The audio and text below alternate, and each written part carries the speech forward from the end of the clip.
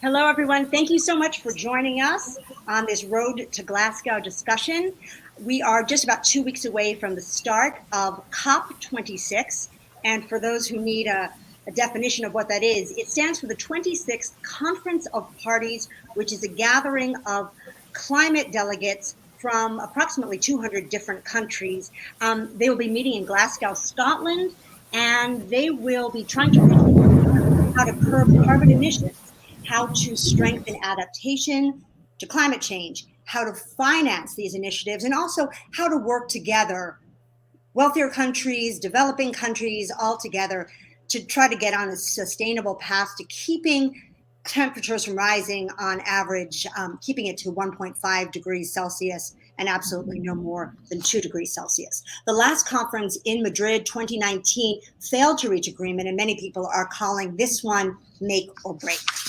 So let's jump in right now to what this means for the Caribbean and what it means for other islands. Joining us are UnaMay Gordon, who is the Principal Director of the Climate Change Division of the Ministry of Housing, Urban Renewal, Environment, and Climate Change for the Government of Jamaica. UnaMay has an extensive background in environmental science, agriculture and sustainable development, and also disaster risk assessment. And also David Smith, who holds a doctorate in coastal engineering and is a co-founder of Smith Warner International.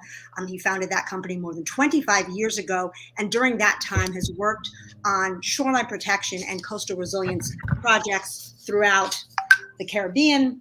David has been a member of the Jamaican delegation to 4 of the conferences of parties. So UnaMay, I'd like to start with you. We've seen this sort of panel just on television, and we see the United Nations conferences. Could you just briefly take us behind the scenes to what it is like in the negotiating room, representing Jamaica, and also being a part of the alliance of small island states? So thank you, Hillary. Hope you can hear me loud and clear. Thank you very much. As I said, apologies for keeping you waiting, but it has been a very hectic day. Even though it's a holiday here in Jamaica, it's not a holiday for us on the front line of climate change. So we, as you know, Jamaica is a party to the convention and the Paris Agreement, and therefore we have our individual mandate as a party. However, in the negotiating room, while we have our individual positions, we also negotiate as a collective. And just to remind us that the Paris Agreement and the convention is what we call a consensus convention. It is one of the few consensus conventions that we have, that we agree together and we take things forward together. So in terms of negotiation then, we negotiate in blocks, what we call blocks. Negotiate as the Alliance of Small Island States, and that the AOC's positions we take forward through also the Group of 77 and China, and then also to the full conference. As AOCs, which is the 42 member states of AOCs, and the 132, 134 member states of the G77 and China, we have positions on each article of the convention and the Paris Agreement. And for us, before 2015, as you know, it was only the convention and the Kyoto Protocol. Now, after 2015, it is the convention, the Paris Agreement, and the Kyoto Protocol, which will come to an end in 2020 here. And positions which there are some positions for us which are easy. Things like capacity building for countries to be able to implement the agreement, those are easy. But when it comes to issues such as transparency, such as for the Kyoto Protocol, where a new market mechanism is expected to come into force, to take over post-Kyoto, these are contentious issues. And wrapped up in that is the issue of the transparency as well. And the overall capo in that is the issue of financing.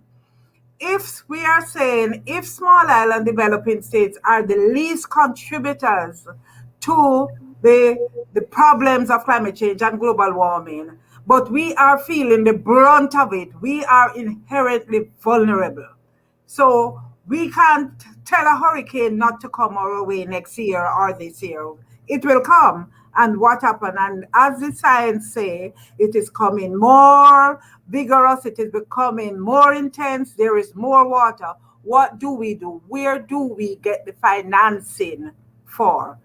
And we are saying that the promises that were made when we negotiated this consensus agreement, this consensus Paris agreement, that developed countries would support the efforts of small island states to adapt. This is what the negotiation is all about. Everything else is aside. It is all wrapped up in the financing agenda. So, and David, as a member of the private sector that comes to the COP with us, it is important for us that the private sector is engaged because the agenda is wrapped up in transformation. And we believe that it is with the private sector that the transformation will take place. It is the private sector that invests in the transformation, the equipment, the vehicles, the industries that is necessary to aid the adaptation in the countries. It is the private sector that does the investment. Governments really don't invest per se unless there are huge mammoth national development activity. So the investment that needs to come and the transformation to electric vehicles, to solar panels and so must be rested in the private sector. So it is not just by accident that we have actively engaged in support of the private sector to understand the agenda, but also to participate so that they can be part of the discussion with us at the conference.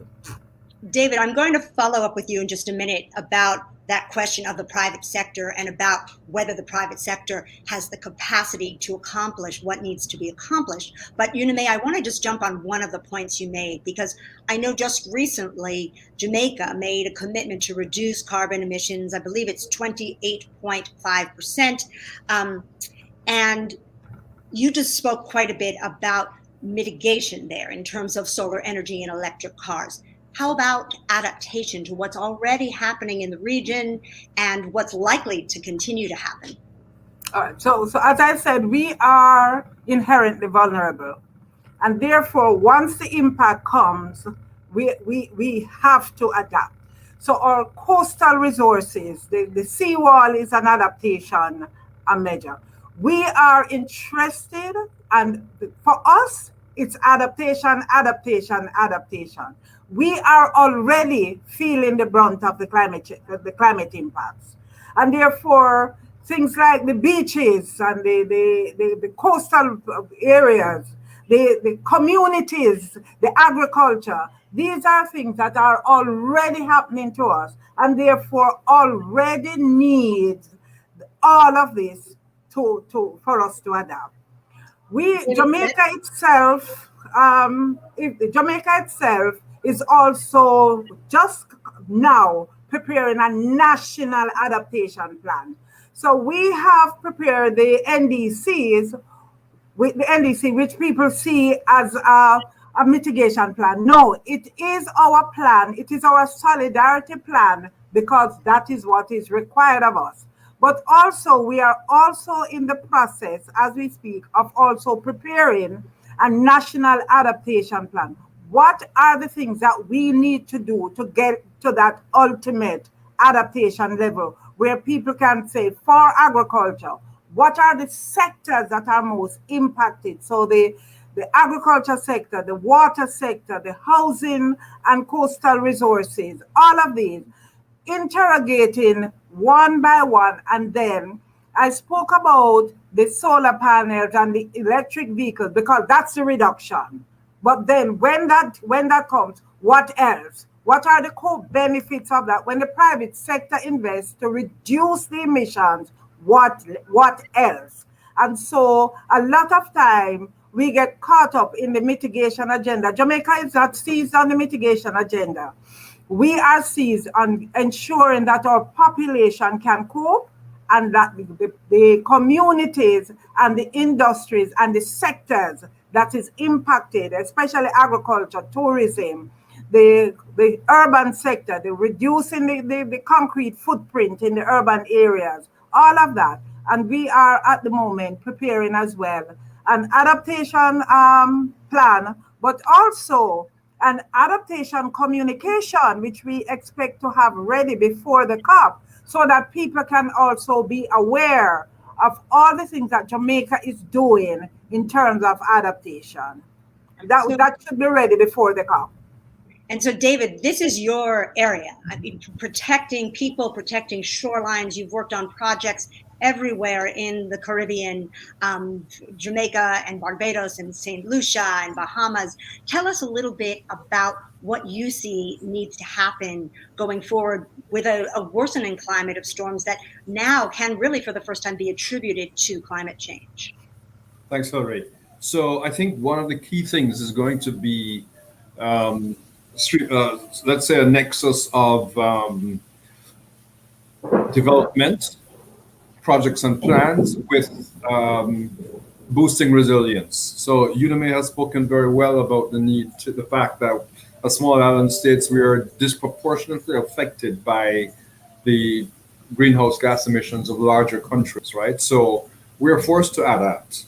And so, it means perhaps looking at traditional methods of construction, particularly in the coastal zone or riverine areas, agricultural areas, and perhaps modifying those methods of construction to incorporate natural systems, ecological systems that are able to adapt over time to climate change and, let's say, sea level rise, for instance. So, for instance, the predictions for sea level rise in our region in the Caribbean are quite disturbing when we look at it.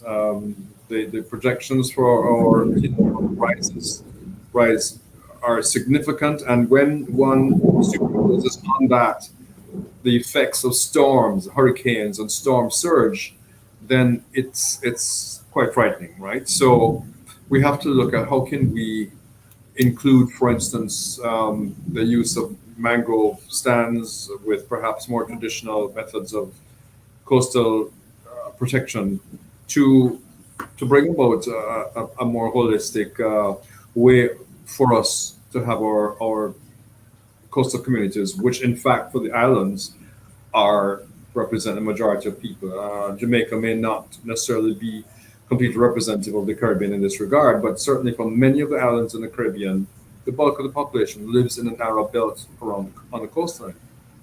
So it's really important for us to get that right, to look at how can we boost resilience and through adaptation, basically. So that's my take on that question, Hillary. These really are very long-term issues. I was listening to the panel discussion just last week from the Inter-American Development Bank and the World Resources Institute, and there was a lot of talk of nature-based solutions. I was just going to jump in here, Hillary, to say that we are also conducting, with support of the Green Climate Fund, an extensive assessment of the possibilities of using nature-based solutions as part of our risk profile here. And that study, so we are, as you know, we started the work with the Coalition of Climate Resilient Initiative. And David, you will be very pleased because we are launching the tool at COP. So you will be part of that history for Jamaica. Yes, that's really good. Yeah. Right. And so as part of that study, looking at infrastructure at risk in Jamaica, what are the critical infrastructure at risk, and developing a tool so that decision makers can make sound decision as to where to invest, the private sector. We are doing that. But as part of that work, we have also taken it a step further to say we are looking at what can we address through nature-based solutions, and that work is pretty much advanced, and we have gotten tangible support from the Green Climate Fund in that regard as well. That's excellent. It's really good to hear that. All of that is going on as we speak. But as you know, not making an announcement, but when the tool is ready, we are launching the tool. We're having a workshop, David, if you want to participate on the 22nd, I think. Okay, I would love to. On Friday, let me see, with the partners, all the partners, in terms of a technical level workshop to introduce the tool for persons who will use the tool to advise the government. But also, when we get to COP, we are actually, the University of Oxford, ourselves, the Coalition of Climate Resilience, which is a large, Willis Tower, Watson, which is a large private sector, the largest private sector conglomerate now in the climate space. And we are working with them to ensure that the private sector really has a say in the agenda and the decision making going forward. So as you say, Hillary, this is a make or break up. So, David, I'm going to give you a two-pronged question now, because you and I have talked a lot about the natural resources. We've talked about mangroves and seagrasses and the fact that the Caribbean states, the Pacific Island states, have these tremendous resources, which are storing carbon for the rest of the world. We've talked about the idea of trying to value those. But also coming from the private sector and having built a company the way you did, I'm curious about whether there are the trained professionals and what. We have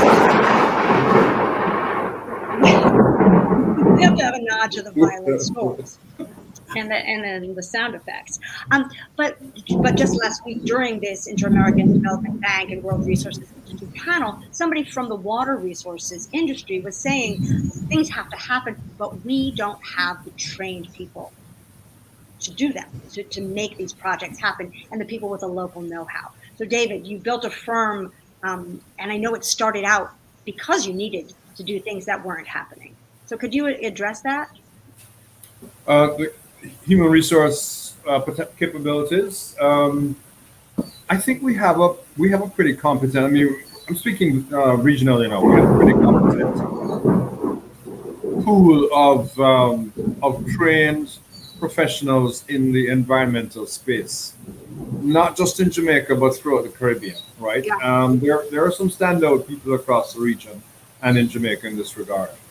I see that there are a lot of younger professionals coming into the system as engineers or as environmental scientists, and I think that they're going to be able to add to this whole thing, right? I mean, UnaMay had mentioned to me before that the Jamaican government, for instance, has a large cohort, I think, of student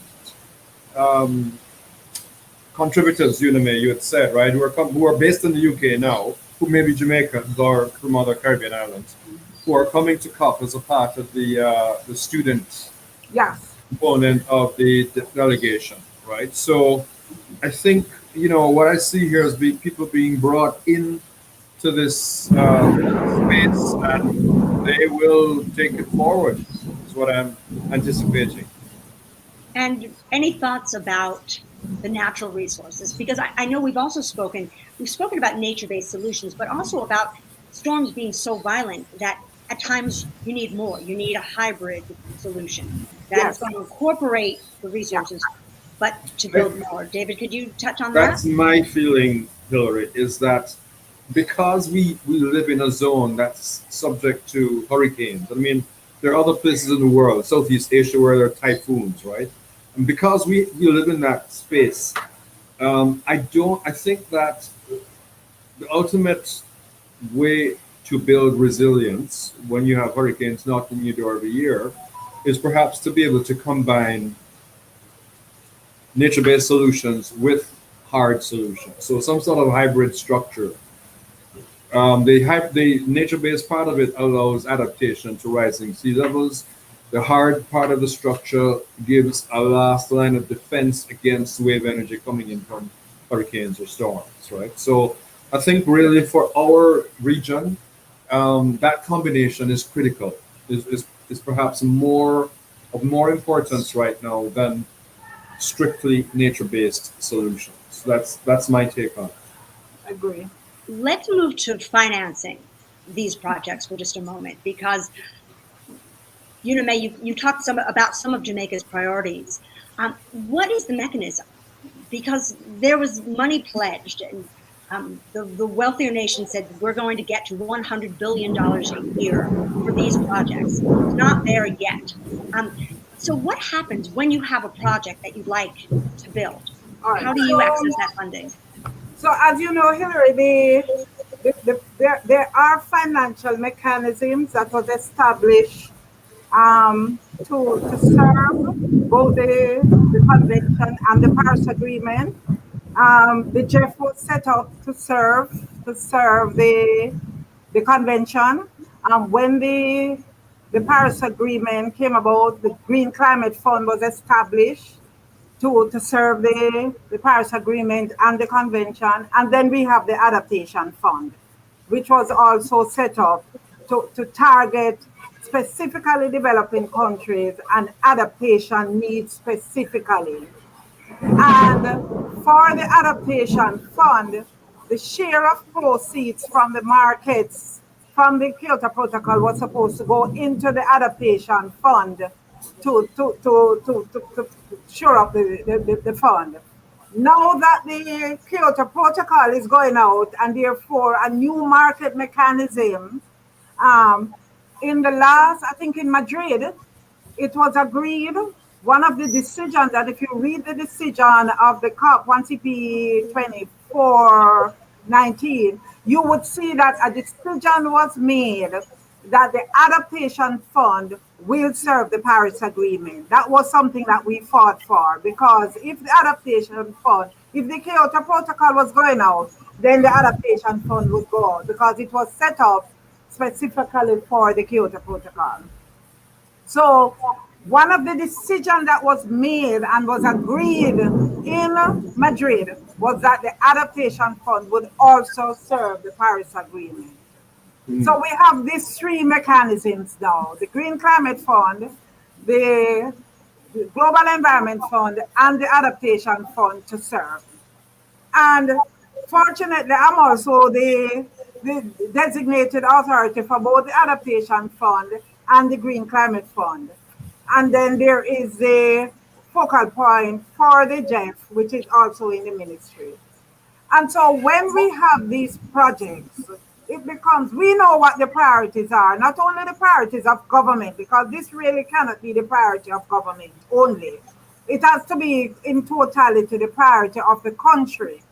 And therefore, in a place where if the private sector participates with us, and we have made deliberate effort to crowd in the private sector, we did in 2018 an elaborate study where we looked at the barriers to private sector investment in climate action, not only in Jamaica, but in the region.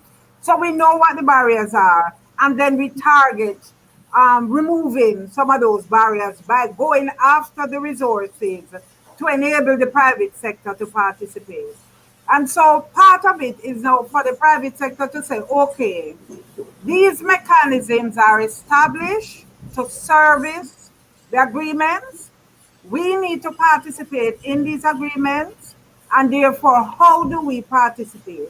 One of the challenges, which is something that we have to also make a deliberate attempt at, is that a lot of time people believe that private sector does not need a grant. People believe that because you're a private sector, you must be able to take a loan, but you may need a grant to transform your workspace or to transform your production process to be able to continue to participate. And so that's all part of that discussion that is taking place, where we are saying, hey, private sector also needs capacity building. Private sector also needs to be aware. And how do we can't, David is lucky, David pays to participate in the delegation to the COP because it is a party-driven process. The government would never pay for David to go to the COP. But yet, it's going to have to be the private sector to train people. Exactly. But it needs the private sector. And therefore, the sweet spot of where the private sector feels that we are part of the process, that we are part of the mechanism, that we are contributing to the transformation is really part of my role as the director of the climate change division, but also as the interlocker of the government of Jamaica between the convention, the agreement, and the population as a whole. Well, it sounds like you both have work laid out for you in these next, well, preparation week and then the 2 weeks that you'll be spending in Glasgow. And I do feel like I sense some optimism. Am I correct, UnaMay? Say that again. I sense some optimism that Jamaica I am always optimistic going into COP that we will reach an agreement, because if for this one, if we don't reach an agreement, I think we'll be back to square one. So we are always optimistic that we will reach an agreement. When we get there, David, know how hard it is, especially on us negotiators, just to participate and to negotiate and to round robin to make the decisions that when we get back here, recognizing the hierarchy of needs, recognizing the different levels in which we play, and so that at the end of the day, when we get back to Jamaica, the Jamaica population can benefit from us being there. I think that's the ultimate goal. While we have AOCs, we have G77 and China, our ultimate goal is that when we get back on the ground, there is tangible benefit accruing to our Jamaica population. That's a good summary, UnaMay. Yeah, it's a very good summary. And David, I know you'll be networking and learning and bringing things back. It's always fascinating. And we'll be happy, David, to come back and share some of the experiences and see if our optimism was misplaced once we get back from the camp. Or well-founded. Or well-founded, yes. I'm going to take that as an acceptance of an invitation to join us again, to do something of a post-mortem after, to talk about what you've learned, what has happened. I know there's going to be a lot of talk that we didn't get to today about other financing mechanisms, using capital markets, talking about risk, perceived risk versus real risk. So maybe we pull in an economist and we talk about how to get some of that out there so that we can really get the investments. And David can share the experience of the optimism that we also feel, David, about the CCRI, the Coalition for Climate Resilient Initiative, and the tool that we are developing to as we go along. So we'll be willing. Yes, that'll be good. Yeah. I think you're calling me. All right, both of you. Good luck, and thank you. You've got it. Thank you, David. A lot of people. Thank you, UnaMay. Thanks, We'll speak again middle to late November and go through. Anytime. We are back mid-November, so anytime after that will be good. Okay. Successful and safe travels to both. Bye bye. Okay, bye. Thanks.